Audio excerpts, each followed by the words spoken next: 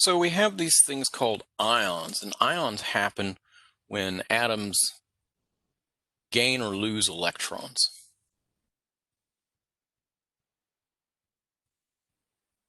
Now, when an atom gains or loses an electron, if it gains an electron, it becomes it becomes negative because, well, electrons are negative. And so if you gain something that's negative, you're going to become negative. And so when we gain an electron, we have a negatively charged ion, and we call that a anion. And if we lose electrons, then the electron becomes positive because the nucleus is positive, and you have less electrons to balance out the positive charge of the nucleus. And so the ion becomes positive. And we call that a cation. Cation. Now, when I was in your position, I mispronounced it. I call it a cation, but it's pronounced cation and anion.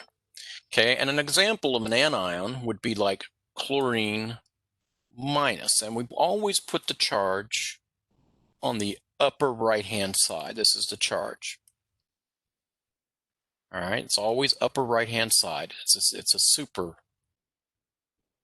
on the upper right. Okay, and now we have as a cation, we have an example would be like sodium plus. And once again, the charge is on the upper right-hand side. That's the only place you put it, is on the upper right-hand side. And so this minus on the chlorine means it's got one extra electron, and the plus on the sodium means it's missing one electron. Another example would be, say, oxygen 2 minus, or we could even say like aluminum 3 plus. Now, when I'm putting these charges on here, they're always on the upper right-hand side, and my preference is to go number first, then charge. In other words, 2 minus and 3 plus. But you could say, and you would not technically be wrong, okay? You do need to put the plus with the 3, though. Okay, even though, ordinarily we write them out. Now, the reason why I do that is when I see 2 minus, it's like I'm counting out 2 electrons, where if I see like a -2, I'm thinking like a negative number, like minus 2.3 or something like that. And to me, that's a number. It's a ordinary number, where when I'm doing it like this up here with the O2 minus, what I'm trying to emphasize is I'm actually counting them out. It's not an actual number which would have a decimal to it, because electrons only come one at a time. So you got 1 electron, 2 electrons, 3 electrons, or whatever. Okay, now what we need to be able to do is we need to be able to predict the charges. So we have to be able to predict charges. And what we do is we take a look at the periodic table, and the periodic table has a pattern. And I'm going to show you just a second. Periodic table. Okay, and the pattern goes like this, and I'm going to show it on the table in just a second, but it goes +1, +2, +3, -3, -2, -1, and 0. And this is the way it looks on the periodic table. I'm going to go ahead and pull up this periodic table so you can see. And so the pattern, everybody in group 1A is 1 minus. Everybody in group 2A is 2 minus. And we skip all of these guys because these are variable. And then we go 3 minus. Whoops. Oh, I'm sorry, guys. That's 1 plus, 2 plus, 3 plus. And then we go 3 minus, 2 minus, 1 minus, and 0. Never mind, I misspoke. So it was 1 plus, 2 plus, 3 plus, 3 minus, 2 minus, 1 minus, and 0. Okay? And what that means is that everybody here is plus 1. So when these guys, if they become an ion, they're all plus all the way down. And if these guys, if they do become ions, in other words, they're not neutral anymore, these guys are always 2 plus all the way down. Okay, same thing over here. These guys generally are going to be 3 plus all the way down if they become an ion, and 3 minus. Now, some of these guys can have different charges. Oxygen's always 2 minus, except when it's part of what's called a peroxide, in which case it's considered to have a charge of 1 minus, and all your halogens are minus all the way down. And of course, since the noble gases don't make any bonds most of the time, especially not ionic bonds, they're 0 all the way down. So the periodic table follows this pattern: plus 1, plus 2, plus 3. We skip over the transition elements, and then we go minus 3, minus 2, minus 1, and 0. Okay, and oftentimes we can express carbon as being plus or minus 4. And generally, if we're looking at ions, you have to look at what it's attached to decide whether it's going to be a plus or a minus 4. All right, so that's if you're making ions. Now, this is very different from covalent compounds. Now, to be an ion, usually, if the positive ions are usually metals, and the negative ions are usually nonmetals. Usually. So metals generally lose electrons to become cations, and nonmetals usually gain electrons to become anions. And to remind you, if you look at the periodic table, where are our metals and where are our nonmetals? If you take a look, everything to the left of that yellow zigzag line is a metal, all in here. These are all metals.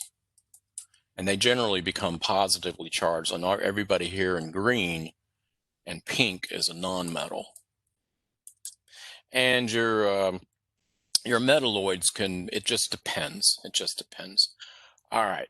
And so that's where your ions are. Okay. So you have negative ions, we call them anions. Now, how do we keep straight which one goes with which? And when I wrote this out, I deliberately wrote out the cation so that the T looks like a plus. So cation has a plus in it. Cation, the T, looks like a plus. And the anion, you can think of this as being a negative ion. See the A and the N, and then you got the ion. So a negative ion, anion. Cation goes with positive. So you have a positive in that cation. Now we have to be able to predict what the charges are so that we can make these things called ionic compounds. Okay, so we have ions, and then we have ionic compounds. All right, and then the number one rule for ionic compounds is that the net charge must be 0. Net charge must be 0. It's got to be 0. Okay. The reason is like this: if you have an ionic compound, it's a collection of positive and negative charges. And if you had a bottle of, say, nothing but sodium plus, without the negative charges to balance out that plus, well, positive charges repel, and a thing would just fly apart, and it would explode. As a matter of fact, you can do this with solid materials, or where you can hit it with a sufficiently powerful laser, knock off the electrons, and have what's called a Coulombic explosion. So what you need is you need to have net charge of 0 so that everybody, here's salt, sodium chloride, solid sodium chloride. For every chloride, we have a sodium. For every sodium, we have a chloride. And so that they're holding themselves together. And so the net charge, because of the arrangement of the crystals and the numbers, is 0, so it can hold together. Okay, so you have to have in an ionic compound, the charge has to be 0, the net charge. And the way we're going to ensure that is when we write out a compound. Here's our first compound. So we look at sodium and chlorine, and we look on our periodic table, and we're going to write out the compound. And so I look and I see that sodium is +1. It's over on the left-hand side. And I see chlorine is -1. And so we look at periodic table to get our charges, and we say plus and minus. There we go. And we're going to push these together to make a compound. All right, now we have to check, and we can't skip this step here. We have to check and make sure that the charges add up to 0, and they do. This adds up to 0. And so I see sodium chloride, and there's our compound right there. So we have sodium chloride.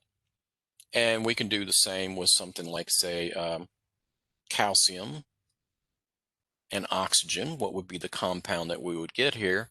And I look on my periodic table. I find calcium. I see it's in the 2+ column. I find oxygen. I see it's in the 2- column. And I go ahead and put the charges on, 2+, 2-, and they do add up to 0. 2 - 2 is 0. And so I can go ahead and push them together, and I have calcium oxide. There it is. Now, the problem arises is, what do you do if the charges are not equal? And let's say we have aluminum with oxygen.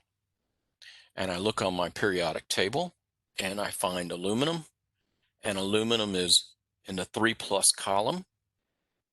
And I see that oxygen is in the 2- column. And so I go ahead and write these down.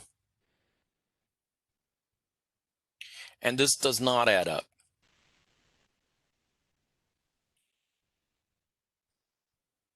Matter of fact, 3 - 2 is +1. Okay, so that's not 0. That can't work. So we can't just push it together and call it a day. So what we do is we're going to do what's called crossing charges. And what you do is you go ahead and put them together and realize it doesn't equal 0. But what we're going to do is we're going to cross the 3, just the 3, not the plus, just the 3. And we're going to cross over to the oxygen. There it is. And then we're going to take the 2, not the negative part, just the 2, because we're doing counting, and we're going to cross it over to the aluminum. There it is. We're going to cross it over to the aluminum.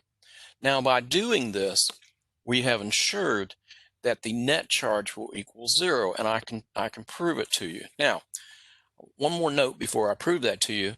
Notice that this is a subscript, and it needs to be off, low, and to the right. And this is a subscript. All right. Now, also, it represents the number of the atom. Okay, so that subscript green 3 means 3 oxygens. That subscript 2 to the bottom right of the aluminum means 2 aluminum atoms. Do not put the charge down there. That's not where the charge goes. Also, don't put no charge up here. No charges, all right? Don't put the charges there. This is the correct formula. Now, let's go ahead and prove that the charges do add up to 0. So if you take that blue 2, that means 2 aluminums, and each aluminum is plus 3. That gives me plus 6 charge carried by those 2 aluminums. And we take the 3 off of the oxygen. Each oxygen is minus 2. And so that means on the oxygens, all the oxygens together is minus 6. And if we add those up, well, 6 minus 6 is 0. And so sure enough, that's what we're looking for, and that's what we need. Okay, so we're going to cross charges if the charges are not already equal. Now, what we don't want to do is do like this, where let's say we had that original example of calcium ion, calcium cation, with the oxygen anion. Well, they already equal 0, so you don't want to cross. If you did cross, you would have this. But these are not the lowest possible numbers.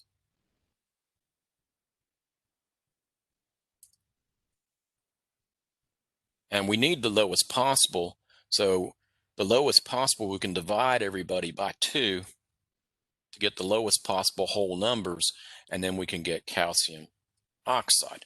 But the bottom line is if the charges are already equal, you just go ahead and push them together. You don't want to cross the charges unless the charges are different. And so we can do all sorts of stuff. We can do like, well, let's do calcium nitride. So we would have calcium, which is 2 plus, and we can have nitrogen. If we look on our periodic table, we find that nitrogen is in the 3 minus column. Right over here, it's in the 3 minus column. And so we would say 3 minus. And since they're not equal to 0, we're going to have to cross the charges. Go ahead and push them together, though, first.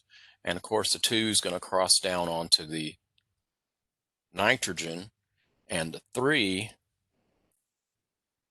is going to cross over to the calcium.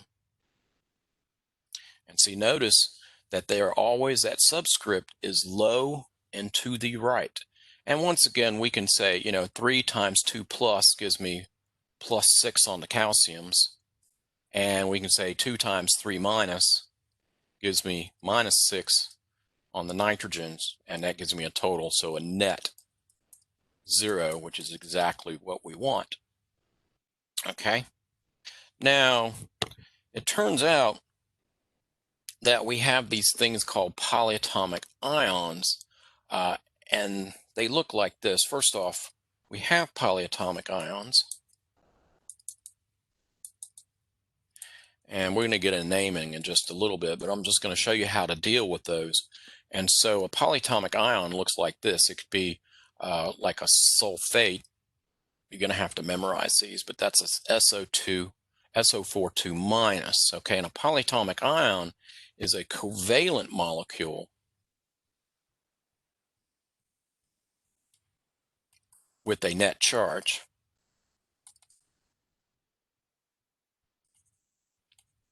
All right, and it looks like this. You got SO4 2 minus, you got, like, it's a sulfate, you got NO3 minus, that's a nitrate. More on naming this stuff later, but just to introduce you to the idea of polyatomic ions, we have these things like SO4 2 minus and NO3 minus, and they are on the back cover of your book, or at least they should be in the new edition. Yeah, under common ions. So these are back cover common ions, and you need to memorize that list of common ions on the back. Use flashcards or whatever you need to do. Naming is very important. And so we have these polyatomic ions, and so we can make ionic compounds out of these. Now remember, the net charge of the compound itself still has to equal 0. So there's some special things that you have to do here, but here's how it works. Let's say we have, say, calcium and say the nitrate. Okay, so there it goes. Now, if I just try to push these guys together, the net charge is not going to be equal to 0. The net charge in that case would be +1, because 2 minus 1 gives me +1. So how do we handle this? Well, we're still going to cross charges. There's an implied 1 here. There's an implied 1. That's implied. Okay, we don't usually put a 1 up there. But it's an implied 1. So this 1 is still going to cross over, but there's an implied 1 here as well. That's implied. We don't ever put subscript 1 there. But what about that 2? Okay, that 2 needs to cross over as well. But here's what we're going to do. We need 2 of everything here. So what we're going to do is we're going to put it in parentheses. We're going to put that polyatomic ion in parentheses, and we're going to put another subscript down here. And that's going to mean 2 of the nitrates, 2 of everything. Because you see that charge is on the entire polyatomic. It's not on the oxygen. And for Pete's sake, don't do this. Don't go NO6, 2 times 3. Don't do that. That changes what it is. And make sure that when you copy it down, it comes down as NO3 and not like NO. Once again, you're changing what it is if you do that. And so I can prove to you that that is the correct ionic compound between the calcium ion and the nitrate polyatomic. And of course, we have on the calcium, there's just one of them, times that 2 plus on the calcium. And I'm going to go ahead and put that in parentheses, +2. And we have, and that's +2. And we have 2 of the nitrates, but the charge on each one of those nitrates is -1. And so we get 2 times -1 gives me -2, and that gives me 0. So we're good. We're good on that calcium nitrate ionic compound. And we can continue on doing the same thing. Let's say we have, say, aluminum and sulfate, which is one of our polyatomic ions. And we would do the same thing. We would push them together. The charges do not add up to 0. So we need to cross charges. And of course, we'll take that 2, cross it over on the aluminum. There it goes. And we'll take 3, and we're going to cross it over on that sulfate, keeping in mind we have to put that sulfate in parentheses, the whole thing, SO4, the whole thing. And that means we have 3 sulfates with 2 aluminums. Keeping in mind that 2 minus charge is on the entire polyatomic. Okay? And so once again, we can check ourselves, and if we cross charges, we won't have to do it. But I'm just demonstrating to show you that if you have, say, 2 aluminums at +3 apiece, that gives me +6. And if you have 3 sulfates at 2 minus apiece, -2, that gives you -6. And so once again, we have a net charge of 0. So we're good.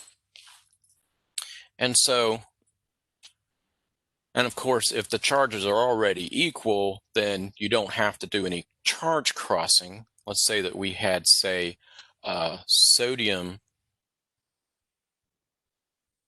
and the nitrate ion. Well, they're already equal to 0, plus 1 minus 1 is 0, so we can just go ahead and push them together.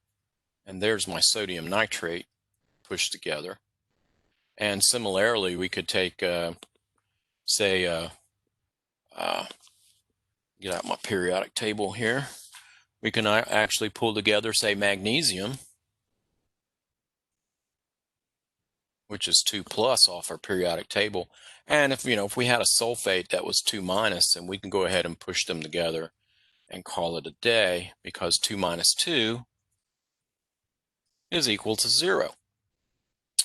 So now we can also pull these things apart when we do dissociation, and we're going to do that. And we have to keep in mind that when we dissociate these things, and we're going to do that in chapter 4, when we have aqueous chemistry, keep in mind, the atoms come out.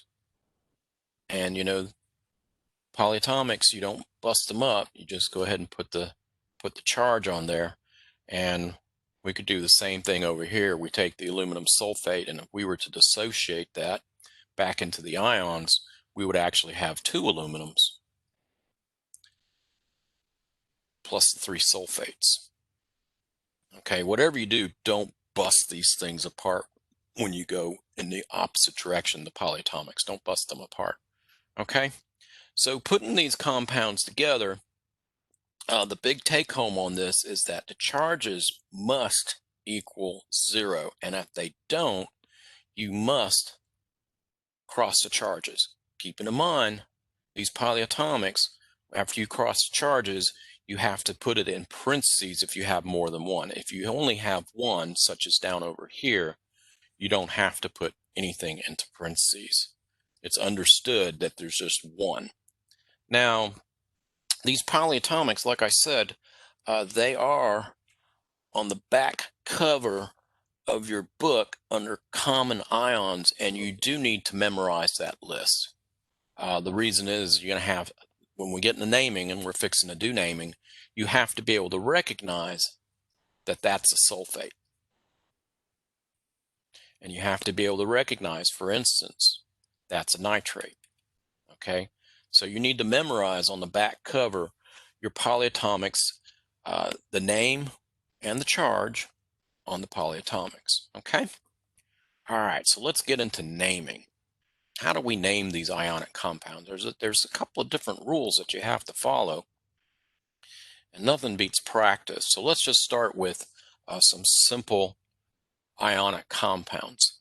So we know how to make them, given the element and a periodic table and our patterns of charges, but how do you name them? So let's just start with this guy right here, NaCl. Now, I said NaCl just because I wrote it down, but I'm going to show you how to name these things, so don't call it NaCl. And you may already know what this is. It's called sodium chloride, and it's salt. And we all know what sodium chloride is. It's good on French fries. And so, how do we name this, though? And the way you name ionic compounds is, first off, you have to decide, is it ionic compound? Because we also have these things called covalent compounds. How do we know it's an ionic compound? Because it's a metal with a nonmetal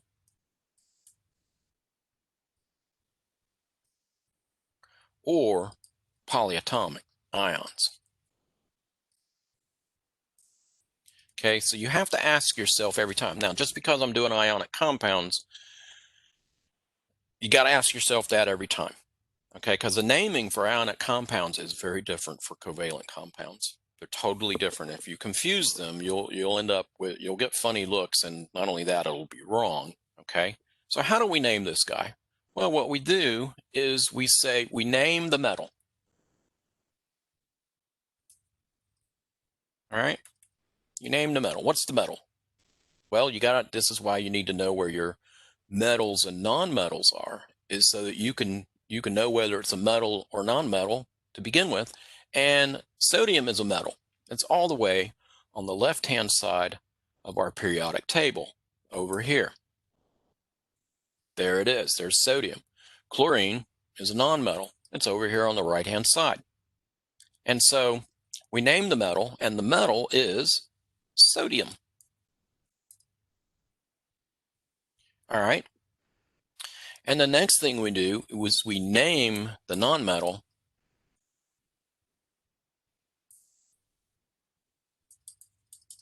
and that is chlorine. And then we're going to drop the end. We're going to drop the end and replace with "ide." So this becomes chloride.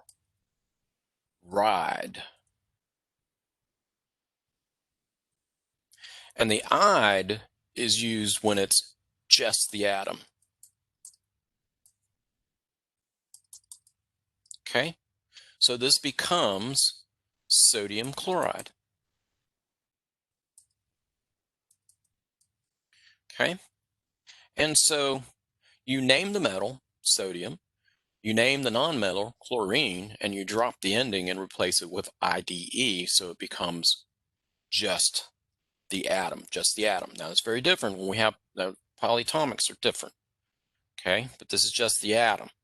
Okay, so we have sodium chloride for NaCl. What would we name this ionic compound? First off, is this an ionic compound? You would say, why, yes, it is. We have aluminum, which is a metal. We have oxygen, which is a non-metal. And so what we're going to do is we name the metal, aluminum. We name the non-metal, oxygen. We drop off the end and we name it oxide. Once again, we have "ide" on the end. Now note, do not use prefixes with ionics. In other words, this is not dialuminum trioxide, okay? No dies and tris and tetras and whatever, etc. Don't do it. Don't do it. This is not dialuminum trioxide. It's just aluminum oxide. It's understood there's 3 oxygens. It's understood there's 2 aluminums because we got those numbers from crossing the charges in the first place. Okay? And so we could have something like this. We could have, and we just named it's a metal with a nonmetal. Calcium's a metal, nitrogen's a nonmetal, and we would name it calcium nitride. There it is, calcium nitride. And so we keep, you just got to name them. You just got to figure out, if you have a metal with a nonmetal. Now, what do we do if we have a polyatomic? Now, this is why you've got to memorize your list of polyatomics on the back page, on the back inside cover of your textbook, is because you have to have sight recognition. So that if you see something like this, let's say, you have to be able to recognize that this right here is a sulfate. And polyatomics are generally are going to be ates and ites, with the exception being ammonium, which is it's got an on the end. Ammonium being NH4 plus. It's the only positive polyatomic is ammonium.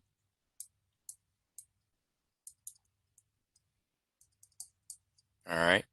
So you have to be able to have sight recognition that when you see an SO4, you know it's a sulfate, so that you don't do something like this where you say, and I'll see people do this, but don't be that person. I write things in red, sulfur tetraoxide or something crazy, I'll say something like that, and I'm like, no, don't do that. Don't do that. It's not sulfur tetraoxide. It's a sulfate. It's a sulfate ion. Okay, don't do this. Don't do that. Okay, so how do we name this? Well, you name it the same way. You name the metal. What's the metal? Calcium. And then you just name the polyatomic ion. And it is a sulfate, so we just say it's a calcium sulfate. You don't change the ending. when you're doing polyatomic ions, you do not change the ending, okay? And so we could have something like this. Let's change colors here.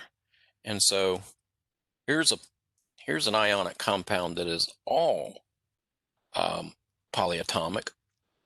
And so let's do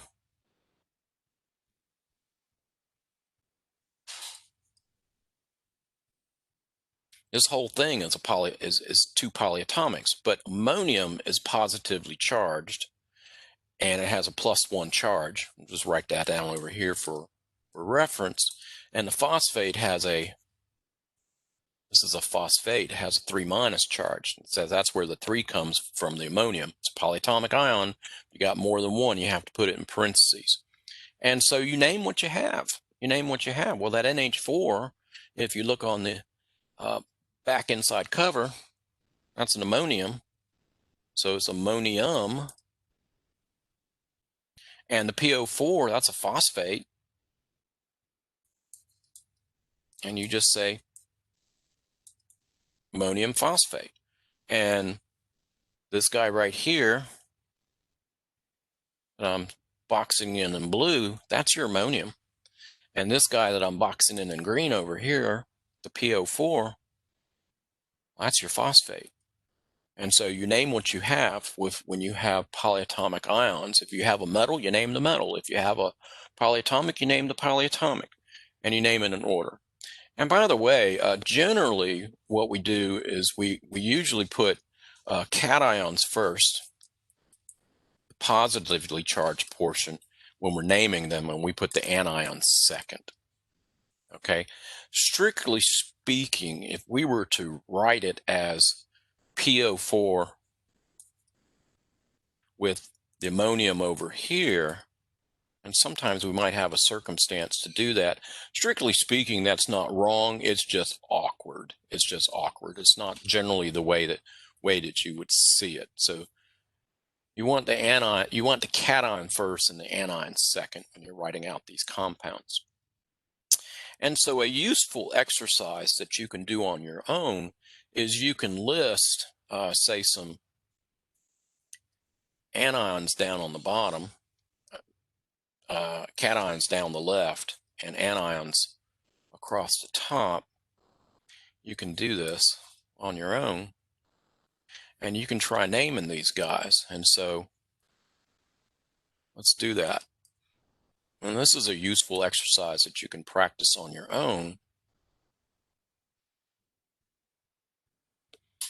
Okay. And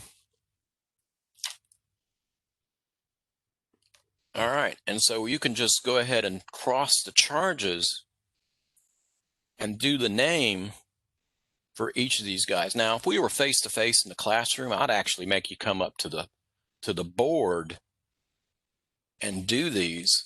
And I would say, what's the charge? Go ahead and cross them, and then write out the compound and the name. So, we have sodium plus and chlorine minus. Well, those charges are already equal.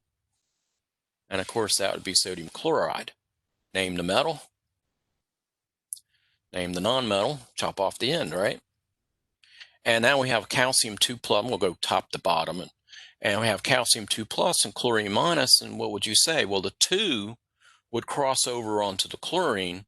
And of course, there's a 1 on the chlorine. And so that would become calcium substrate chloride 2. And so this is calcium chloride.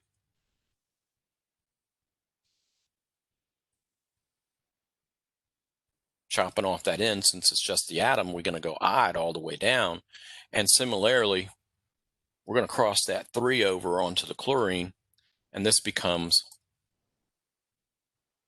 aluminum chloride. Might not have given myself quite enough room, but notice, there's an iod on the end of all these chlorides. Okay?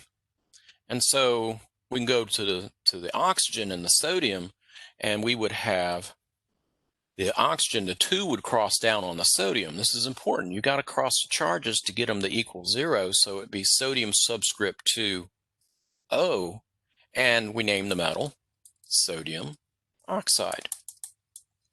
And moving on down, the 2 and the 2 on the calcium and the oxygen are already equal, so we just push them together, and this becomes calcium oxide. And I'm going to move a little quicker here. And so the aluminum gets the 2 from the oxygen, and the oxygen gets the 3 from the aluminum, and we have aluminum, name the metal, oxide. And finishing up this last column, we have sodium subscript 3. It picks up the 3 from the nitrogen, and then we just cross over the nitrogen, and this becomes sodium nitride. And calcium and the nitrogen, they cross charges as well. So we got the calcium subscript 3 from the nitrogen. And then on the nitrogen, we have subscript 2 from the calcium. So we have calcium nitride. And then finally, we have the 3 on the aluminum is equal to the 3 to the minus 3 on the nitrogen. They add up to 0. So we have just aluminum with a nitrogen on it, and that becomes aluminum nitride. Okay.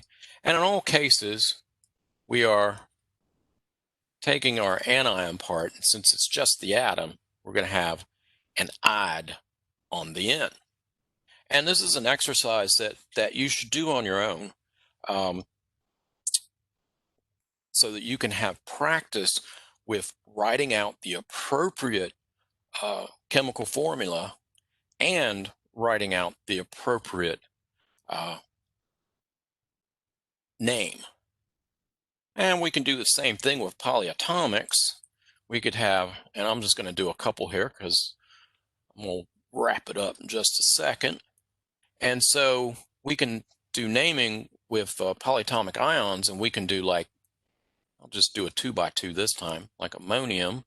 And let's say we had, say, let's do aluminum 3 plus. Let's say we have these 2 cations, and let's say we had, say, a sulfate over across the top, and let's say a phosphate. Okay. And we can do the same exercise. I'm just going to do a 2 by 2 for interest of time. And you can do the same exercise. And NH4 is ammonium, and SO42 minus is phosphate. I mean, SO42 minus, pardon me, is sulfate. I was looking at the phosphate. And so so the charges, you have to cross them over. And so the 2 is going to cross over on the ammonium. And since there's more than one of them, you have to put the ammonium in parentheses. And there's only one that crosses over on the sulfate. So this becomes ammonium sulfate. Notice the 8. And looking over on the right-hand side, we'll do the same thing. We'll cross over the 3 from the phosphate onto the ammonium. So we have 3 ammoniums. Notice that 3, you don't change that 4 on the H. It's an NH4 as an ammonium. 3 comes down on phosphate, and once again, we only have 1 phosphate. And so this becomes ammonium phosphate. Notice the 8 and the ammonium. And we do the bottom one where we have aluminum cation, or just aluminum ion. And the 3 crosses over on the sulfate, and the sulfate's 2 crosses over on the aluminum. And so we say aluminum subscript 2, and then we have 3 sulfates. So we go SO4, 3. There's 3 sulfates. The 3 came off the aluminum. And so we have, name the metal, aluminum, and that is a sulfate. And then finally, the 3 and the phosphate, the 3 on the aluminum and the 3 on the phosphate add up to 0. And so we just push them together. And this becomes aluminum phosphate. And there it is. Okay. So like I said, this is a useful exercise for naming. A useful exercise for naming. And we can go in the other direction as well. If you're given something, you have to, when we're going in the other direction, you have to know the charges to be able to figure out what you have. And so if we had, say, aluminum with a nitrogen, how, that would be aluminum nitride. But let's say that you had, say, sodium, the name, sodium phosphate. You should be able to get the formula out of this. And the way we're going to do that is you go to the periodic table and you see that sodium is in that +1 column, and you have to memorize your polyatomic ions on the back page of the book, and you would write down PO4 3 minus, and then you can go ahead and cross charges, okay? And you get sodium 3 PO4, and there you go, you got sodium phosphate. So whatever you do when you're going in the other direction, never skip this step.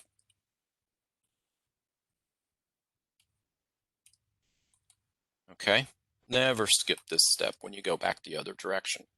Okay, so for the next WebEx, which I'm going to do on Friday, we'll continue with more naming, or for next time. I shouldn't say a specific day, but for next time, we'll continue with ions that have variable charges, things like iron 3 plus and iron 2 plus, and then we'll do more naming, and then we'll do covalent compounds. So that's what we'll do for next time.